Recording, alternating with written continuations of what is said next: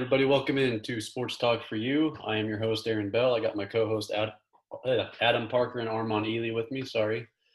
We are here to talk about another week of NFL football. It was an exciting week. I know we're late to the show. It's a Thursday night, but busy lives. Got to do what you got to do. So let's go back to Week 6 NFL. Of course, the big win for the Chiefs, taking down the Buffalo Bills, shutting down Josh Allen.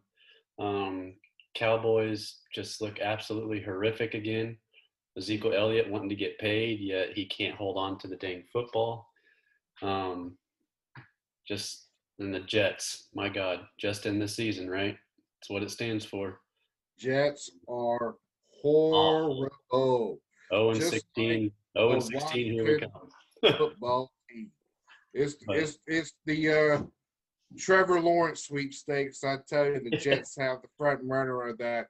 Washington football team will love that. I know Riley White gave some advice to Trevor Lawrence saying you should go back your senior year so you can just not get drafted by the New York Jets. Like, that's not happening, bro. That's not happening. And let's just get started with the Cowboys. I mean, these issues are just ridiculous. Elliott, 2 more fumbles the other day, got benched on the next drive. They bring in Pollard. And then Andy Dalton. Let's not blame Andy Dalton for this loss. You know, I mean, is he really the one that made Ezekiel Elliott fumble twice and get down 21-3? Now, I understand. No, not exactly. That's even Ezekiel Elliott after the game put the loss on his shoulders. You fumbled twice, and it led to, 2 touchdowns by the Arizona Cardinals. You really can't put that on Andy Dalton. Now, if Dak Prescott was in the game, it may have been a closer game with the stuff that Dak can do that Andy Dalton can't do. But even Zeke's put that loss on his shoulders, and the Cowboys' defense is just horrendous right now. Yeah. But I will guarantee you,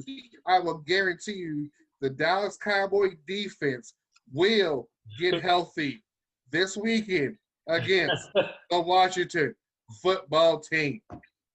Yeah. Take it to the bank. No, I don't disagree with anything you said, Armand. I'm going to go a step further. If the Cowboys lose to the football team, Mike Nolan's gone. I'm just saying, if they end up losing to them, then Mike Nolan's gone. I've been very disappointed with the defense. I don't know if it's more having to do with some injuries, but the whole scheme of it all is just absolutely atrocious. I've never seen safety so out of position in my life. There's a guy named Earl Thomas still in free agency. I know he can be a headache for the locker room, but you know what? He's a good temporary Band-Aid because honestly, I'm to the point in my first time in 35 years of living, okay, that I'm going to turn the channel when the defense is on. And you know what? Kudos to Elliott for taking the blame. I mean, honestly, what can Andy Dalton do except get him the ball, which he did, and he just never hang on to the ball. And spotted the Cardinals, 14 points almost right off the bat. And, I kind of feel bad for Dalton, too, because not only are you dealing with a running back who we can say has fumbleitis, we can also say he's got no O-line anymore, because Smith is gone with injury. Zach Martin left the game. Collins had a season-ending knee injury, and I think somebody else went out. Frederickson retired. Well, yeah, Frederick. Yeah, I mean, even that, that affected both Dak and Andy Dalton there. But you know what? I mean, it's just, I don't know if it's Mike McCarthy. I don't know. Honestly, I just put it up to the injuries because there's too many injuries in key positions. The only thing that is atrocious in my book that you can't really put the excuse of injuries on is the safety position. In each game, the Cowboys are getting lit up in the passing game. Yeah. So, honestly, it's a crapshoot on who you want to call. So up to you guys. Now, I got a Yeah. question for both of you guys because this is interesting. Chicago Bears, are they the worst 5-1 team in NFL history, offensive wise? No, there's no such thing as a worst 5-1 football team. Hey, you're 5-1. You know, being a Washington football team fan, I'd rather be 5-1 with their offense right now. I don't think you're you are what your record says you are, and I firmly believe that. And saying that they're the worst 5-1 team in history of National Football League, no. You take a look at the 2000 Baltimore Ravens, for goodness sakes. That's a team that went 3-4 weeks without scoring a touchdown, and guess what? They They won. end up being Super Bowl champions. Yeah. So you are what your record says you are. Hey, what's that famous saying? Defense wins championships, right? Absolutely. Yeah. Absolutely. No, I agree exactly with what Armand just said. I mean, you may have quote unquote a sucky offense, but at least that quote unquote sucky offense gives you just enough points to win. Well, they're still putting up over 20 points a game. So, I mean, hey, they're doing Well, their stuff. But people right. all over Twitter are saying that they're the worst 5-1 offensive team in history. Which Yeah, I don't believe whatever. Nick that's Foles true. has been here before. He knows what to do. Right. Exactly. Nick Foles has been there, done that. If he has to game manage victories for the Bears, so be it. You have a defense with Khalil Mack that's solid enough that puts you in position to win football games. That's all you need right now. I don't care if they score 14 points a game, you're 5-1, 6-1. I don't care. I'm sure there are. I'd rather win ugly. And I said this during the Shocker basketball season when Shocker fans were bitching about winning games by 5 freaking points. I'd rather win ugly than lose pretty. Exactly. Now let's get to this because I know Adam loved this the other day because, of course, you dislike Aaron Rodgers. Hate is a bad word. Yes. But let's just get to the embarrassment. Packers got up 10-0. You thought they were going to run away with this game, and then all of a sudden, Rodgers just looked lost. I mean, how good is this Tampa Bay defense? Well, Is this the Warren Sapp years good? I don't know. I still need to see a little more out of the Tampa Bay, defense, but I also need Tom Brady to prove a little bit more on offense. The thing of it, though, is just how Green Bay went up 10-0, and then all of a sudden they didn't know how to play football again. I mean, that's just my book. I don't know if it was them making Tampa Bay look good or Tampa Bay is just that kind of legit. I mean, anybody who's got Tom Brady on the team, granted he plays offense, you're always going to be in it, per se. But the thing of it is I was just disappointed with the whole Green Bay going up 10 easy points, quick points, and then all of a sudden just stopped. Yeah. I'm not a huge Aaron Rodgers fan, but the cherry on top to the whole thing is he did not help me out in fantasy football like I thought he would. Because honestly, I thought it'd be somewhat of a shootout, to be perfectly honest with you. Well, it looked like it was going to be. Yeah, and then all of a sudden, Aaron Rodgers and Green Bay didn't know how to move a football down the field. Yeah. So I don't know, but Green Bay will bounce back next week, and we'll know more about Tom Brady and that Tampa Bay. Now, I want to get to one very controversial coaching decision. Texans against the Titans last week. Of course, I believe it was, a minute and a half to go. Texans score, make it 36-29. And instead of kicking the extra point to make it an 8-point game, which is a 1-possession, 2-point conversion game, not Bill O'Brien, but Romeo Crennel now decided to go for 2 to try to put the game away. To me, that was just stupid. I say kick the extra point, make them score a touchdown, and try to get the 2-point conversion. But then again, I get where he's coming from, trying to put the game away. I understand where Romeo Crennel is coming from. In that situation, where I understand he wants to put the game away, but when you kick the extra point, you're up 8. You make the Tennessee Titans score a touchdown and convert it to conversion. similar situation with the Washington football team and the New York Football Giants is, this past weekend. The football team scored instead of going for the tie, going to overtime. They decided to go for two.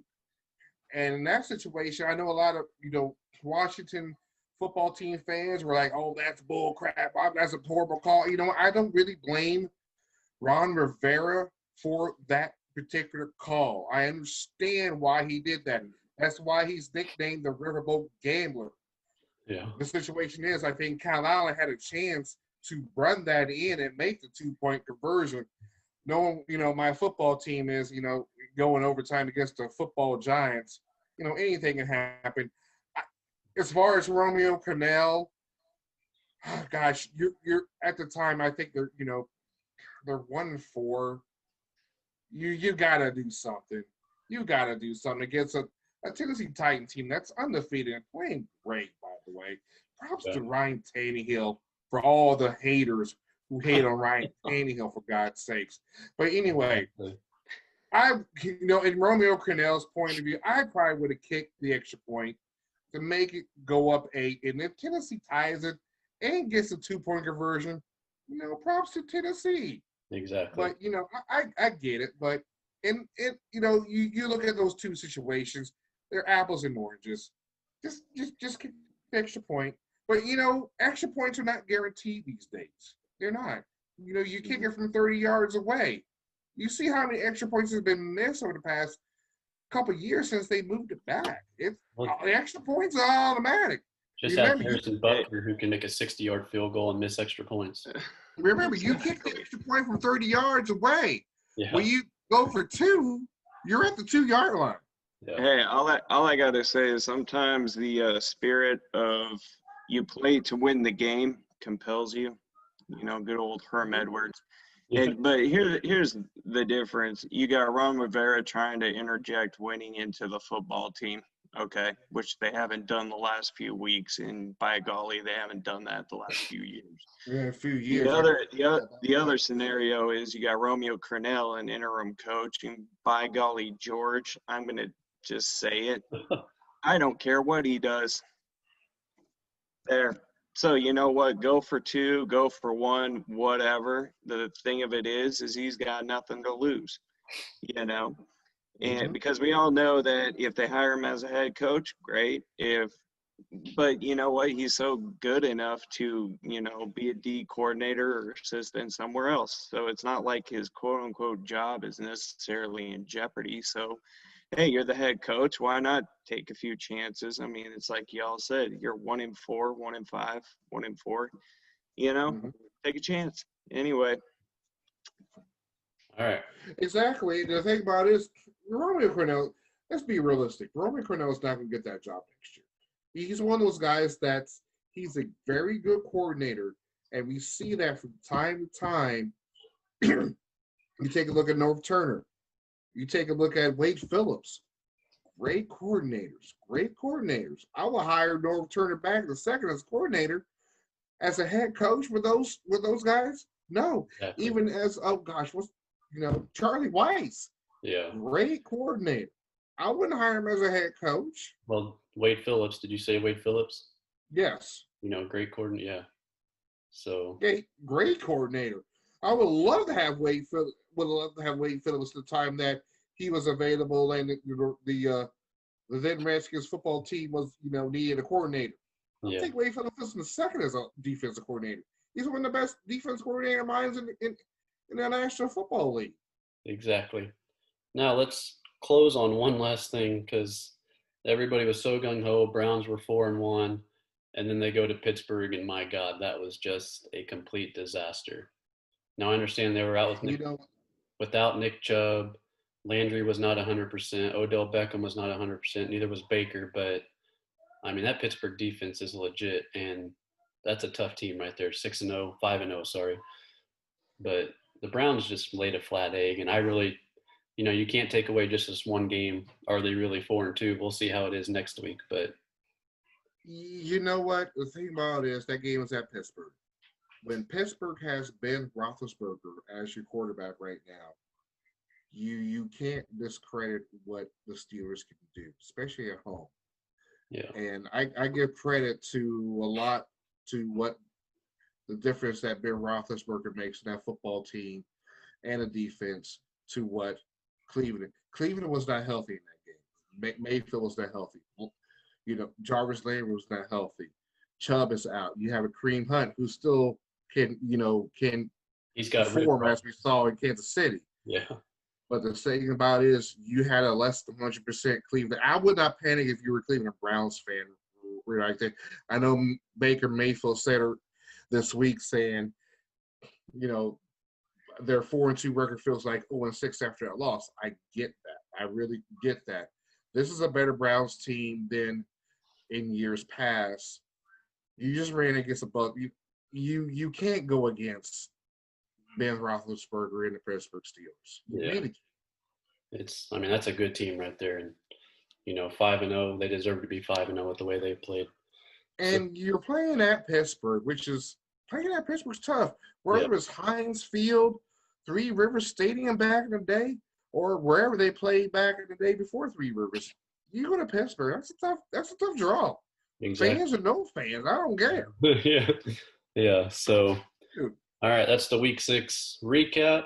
Of course, going on right now, since we're doing the show on a Thursday night, Philadelphia, New York Giants battle for, well, technically, if you want to go battle for first place in the NFC East, because whoever wins, what a horrific team out of first place. What a horrific division the NFC. So it's pretty sad when you're 1-5 and 1-3-1, and you're sitting there playing for first place. No joke. And the thing about it is, to my Shocker fans and to Greg Marshall, unless otherwise, I stand with Greg Marshall right now. I don't care what anyone else says. I'm standing with Greg Marshall until the investigation is final.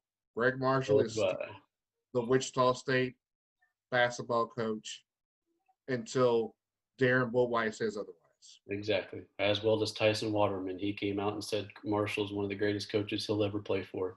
Exactly. And actually played for Marshall, was at Winthrop, didn't see what, to take, my friend Mike Handy said, the players who are bitching the fit were the ones that transferred, the ones that did not succeed, were the ones that couldn't stand his coaching style or what he was. Exactly. As Fred VanVleet says, I know Greg Marshall's a tough ass, he's a hard ass, and there's nothing wrong with that.